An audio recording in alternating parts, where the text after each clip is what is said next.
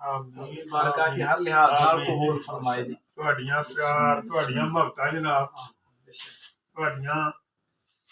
ਦੁਆਵਾਂ ਖੈਰ ਮਿਹਰਬਾਨੀ ਮਿਹਰਬਾਨੀ ਹੈ ਜੀ ਮਿਹਰਬਾਨੀ ਨਾ ਬੇਟਾ ਇੱਧਰ ਆ ਜਾ। ਕੋਈ ਨਹੀਂ ਇੱਧਰ ਆਓ ਨਾਲ ਬਹਿ ਜਾਓ ਇਧਰ ਆਓ ਇੱਧਰ ਆਓ ਨਾਲ ਹੋ ਜਾਓ ਬੱਚੇ ਨੂੰ ਨਾ ਨਰਦ ਅੱਛਾ ਅੱਛਾ ਮਿਹਰਬਾਨੀ ਆ ਜਾਓ ਸਹੀ ਆ ਜਾਓ ਕਾਸੀ ਤੇ ਆਇਆ ਇੱਧਰ ਆ ਜਾਓ ਨਾਲ ਉਧਰ ਕੋਈ ਨਹੀਂ ਬਹੁਤ ਬਸ ਇਹ ਸਫ਼ਰ ਮੁਕੱਦਰਾਂ ਨਾਲ ਨਹੀਂ ਜੀ ਅੱਲਾਹ ਪਾਕ ਨੇ ਸਾਰਿਆਂ ਨੂੰ ਬਾਰ-ਬਾਰ ਨਸੀਬ ਫਰਮਾਏ ਜਿਵੇਂ ਆਂਦੇ ਨੇ ਜੀ ਆਵਾਜ਼ ਮਾਰ ਕੇ ਮੈਨੂੰ ਉਸ ਘਰ ਦੀਆਂ ਦਿਆਰਤਾਂ ਕਰਾਈਆਂ ਨੇ ਰਾਜਰਾ ਹੀ ਕੀਤੇ ਰਾਜਰਾ ਹੀ ਆਪਣੇ ਇਲਾਕੇ ਲਈ ਸਜਣਾ ਹਾਥੀਆਂ ਦੀ ਦੁਆ ਕੀਤੀ ਪੂਰੇ ਕੱਲਾ ਵਾਲੇ ਫਰਮਾਉਣ ਲੱਗੇ ਇਹ ਸਫ਼ਰ ਜਿਹੜਾ ਨਾ ਇਹ ਦੁਆਵਾਂ ਵਾਲਾ ਸਫ਼ਰ ਹੈ ਮਿਹਨਤ